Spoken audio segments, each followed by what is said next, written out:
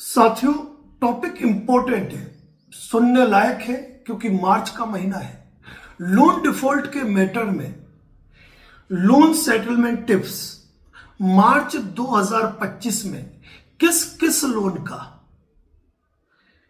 कौन कौन से लोन का, किस तारीख तक और कितने में हो जाएगा सेटलमेंट और क्या सावधानी रखनी जरूरी है, आज इस मुद्दे पर बात करेंगे।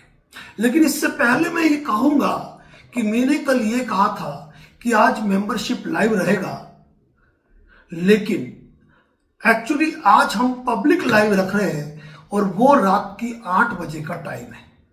दिमाग से मेरे निकल गया था कि संडे को मेरा पब्लिक लाइव रहता है, लेकिन आज लाइव के अंदर हम कुछ अलग घोषणाएं करने वाले हैं, कुछ अलग जानकारी देने वाले हैं। इसीलिए आज रात 8 बजे का समय अपना स्लॉट बुक कर लीजिए और हमारे साथ वक्त गुजारिए, केवल 2 घंटे। उन 2 घंटे में हम तमाम आपसे बात करेंगे उन मुद्दों पे जो बहुत ही महत्वपूर्ण है और कुछ घोषणाओं की जो आपके लिए बहुत ही बेहतर साबित होगी। अब साथियों, ये कहूंगा कि फाइनेंशियल ईयर का अंतिम महीना चल रहा है। जनवरी फरवरी में बात कर रहे थे तो हम ये कह रहे थे अंतिम क्वार्टर चल रहा है, लेकिन ये अंतिम महीना चल रहा है। हर एनबीएफसी बैंक का प्रयास यही है कि उनके जितने भी लोन है ना, वो लोन निपट जाए, कोई डिफॉल्टर न बने, कोई एनपीए में ना रहे, किसी का लोन राइट ऑफ ना करना पड़े। और इसीलिए आज का टॉपिक बहुत ही इंपॉर्टेंट है कि मार्च 2025 में किस किस का, मतलब किस किस व्यक्ति का लोन सेटलमेंट हो जाएगा। तो यहां बताना चाहता हूं कि चाहे आप बिजनेसमैन हैं, चाहे आप सरकारी नौकरी पेशा है, चाहे आप प्राइवेट काम ही क्यों नहीं करते, आप सभी लोगों के लोन सेटलमेंट हो जाएंगे, बशर्ते आपके लोन को एनपीए हुए न्यूनतम 10 से 15 दिन ऊपर गुजर गए हो, या एनपीए हो चुका हो, या आपका लोन राइट ऑफ हो चुका हो, या कंपनी ने सेक्शन 25, 138 एनआई एक्ट और आर्बिट्रेशन की कार्रवाई आपके खिलाफ कर दी गई हो, तो ये मान के चलना कि आपका लोन सेटलमेंट हो जाएगा। यदि आपने कंपनी को प्रायर नोटिस दिया है और पिछले 3 महीने से अगर आपने लोन की ईएमआई को किन्हीं विषम परिस्थिति और आर्थिक हालातों के चलते नहीं भर पा रहे, तो यकीन मान के चलिए कि आपका लोन सेटल होने वाला है। कौन कौन से लोन सेटल होंगे, यह भी उतनी ही इंपॉर्टेंट बात है। तो ध्यान रखिए, तमाम अनसिक्योर्ड लोन जिसमें आपका क्रेडिट कार्ड भी आ गया, पर्सनल लोन भी आ गए, बिजनेस लोन भी आ गए, सीसी भी आ गई, ओडी भी आ गई, लेकिन अनसिक्योर्ड लोन, इन अनसिक्योर्ड लोन के अलावा कुछ सिक्योर्ड लोन, 2 व्हीलर के, 4 व्हीलर के या मकान के, जिन लोन्स के अंदर कंपनी को यह लगता है कि उस प्रॉपर्टी को पोजीशन में लेने के बाद भी हमारी राशि की रिकवरी नहीं होगी, या फिर जिन प्रॉपर्टियों के मैटर में स्टे चल रहे हैं, कोई विवाद चल रहे हैं, वहां कंपनियां छोटा मोटा नुकसान नहीं देखेगी और वहां भी सेटलमेंट करेगी। 8 तारीख को लोक अदालत है। लोक अदालत के समन आपके पास आए, अगर आपके पास 20-30% पैसों की व्यवस्था है और आप वो 20-30% पैसा लेकर कोर्ट चले जाते हो और कह देते हो कि मैं रेडी हूं पर मेरे पास इतना पेमेंट है, आप अड़े रहे और बैंक वाले मान गए, तो उन लोगों का भी आपका सेटलमेंट हो जाएगा। अब ये बात है कि किस तारीख तक हो जाएगा, ये बड़ी इंपॉर्टेंट बात है।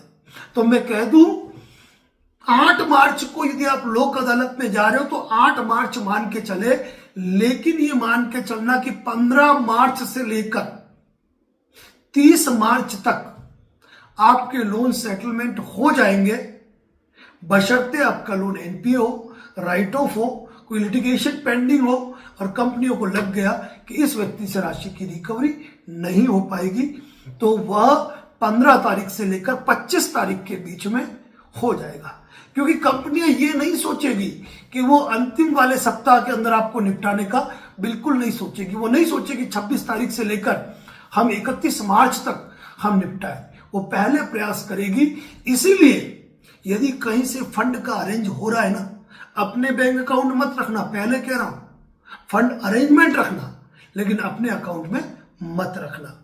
अब ये कि कितने तक हो जाएगा, अब ये तो आप पर निर्भर करता है कि आप बार्गेनिंग कितनी अच्छी करना जानते हो। जैसे मैं मेरी बात कहूं, मैं जीवन में कहीं जाऊंगा और कोई सब्जी खरीद के लाऊंगा ना, तो जो सब्जी दूसरे लोगों को 20 रुपए किलो मिलती है, मुझे 80 रुपए किलो मिलती है, और मैं खरीद के ले भी आता हूं। तो कहने का मतलब है कि ये आप पर डिपेंड करता है कि आप अपने मैटर की बार्गेनिंग कितने में कर सकते हैं। यदि आपका लोन एनपीए हो चुका है, राइट ऑफ की स्थिति में जा चुका है, तो आप ये मान के चले कि आप अपने पर्सनल लोन, बिजनेस लोन को 20% से लेकर 25% की गणित में सेटल करवा सकते हैं, 30% तक भी जा सकता है। यदि आपका सीसी लोन है और ओडी लोन है, जिसमें आपने कुछ महीने केवल ब्याज ही जमा करवाया है और 1 रुपया दूसरा जमा नहीं करवाया है, ऐसी स्थिति में आपका सेटलमेंट 30%, 40% और 50% तक भी जा सकता है। यदि आपका सिक्योर्ड लोन है और वहां लोक अदालत का नोटिस आया है और वहां जाओगे, तो आप ये सोच सकते हो ब्याज, पेनल्टी और कुछ मूल राशि में से आपको रियायत मिल सकती है। और वहीं पे यदि आपका क्रेडिट कार्ड डिफॉल्ट है ना, तो ये मान के चलो कि 12% से लेकर 20% के अंदर उस राशि को आप सेटलमेंट कर सकते हो। तो कहने का मतलब आज का जो टॉपिक था लोन सेटलमेंट टिप्स में, कि 15 मार्च से लेकर 25 मार्च तक या 8 मार्च को आपके लोन सेटल होंगे। किस किस का लोन सेटल होगा? कोई भी क्लास पर्सन हो, किसी भी क्लास का, किसी भी कैटेगरी का पर्सन हो, लेकिन लोन उनके एनपीए या राइट ऑफ हो चुके हैं। तीसरी बात ये ध्यान रखना कि मैक्सिमम अनसिक्योर्ड लोन जो है ना, उसमें आपके धमाधम सेटलमेंट होंगे। और सबसे बड़ी बात, सावधानी क्या रखें। कल हमने एक वीडियो बनाया था, आपने देखा होगा, 1 डे सेटलमेंट। आपको 1 डे सेटलमेंट ही मिलने वाले हैं, लेकिन अपने लीगल एक्सपर्ट से आपको वेरीफाई करना जरूरी है, कहीं धोखाधड़ी के शिकार आप नहीं हो जाओ। क्योंकि सेटलमेंट लेटर को बिना वेरीफाई किए कभी भी कोई मामला नहीं जमता है। और दूसरी सबसे बड़ी बात, यदि आपके लोन सेटल हो गए ना, तो आपके खिलाफ जो भी लिटिगेशन चल रहे हैं, चाहे सेक्शन 25 चल रहा है, 138 एनआई एक्ट चल रहा है, आर्बिट्रेशन चल रहा है, या कोई दूसरा सिविल केस चल रहा है, वो सारे सिविल केस खत्म। यानी कि कंपनी उनको खुद विड्रॉल करती है। इस बात को भी आपको ध्यान रखना है। लेकिन यह भी ध्यान रखना कि अपनी मेल को संभाल के रखना, सेटलमेंट लेटर को संभाल के रखना, और पेमेंट करो ना तो अपने खुद के द्वारा ही करना, थर्ड पार्टी से मत करवाना। ये इंपॉर्टेंट जानकारी है। बाकी साथियों, आज रात 8 बजे पब्लिक लाइव रहेगा और पब्लिक लाइव में आपके मुद्दों पर विस्तार से चर्चा की जाएगी। तो मिलते हैं रात 8 बजे, लेकिन उससे पहले जैसा कमिटमेंट है, आपको कुछ वीडियो और मिलेंगे। बने रहिए फ्रेश कंटेंट के लिए केवल advocate Narendra Joshi YouTube channel पर। और दूसरे लोगों से निवेदन तो क्या करूं, क्योंकि बिना बुद्धि के लोग जो है same thumbnail, same content copy करके वीडियो बनाते हैं और शर्म भी नहीं आती उनको इस बात की। तो चलिए छोड़िए, एक और फ्रेश कंटेंट के साथ बहुत जल्द मिलते हैं। साथ ही ये कहूंगा, आज लाइव में जरूर जुड़िएगा, क्योंकि बहुत ही इंपॉर्टेंट टॉपिक पे डिस्कशन होने वाली है, भूलना मत। Thank you so much.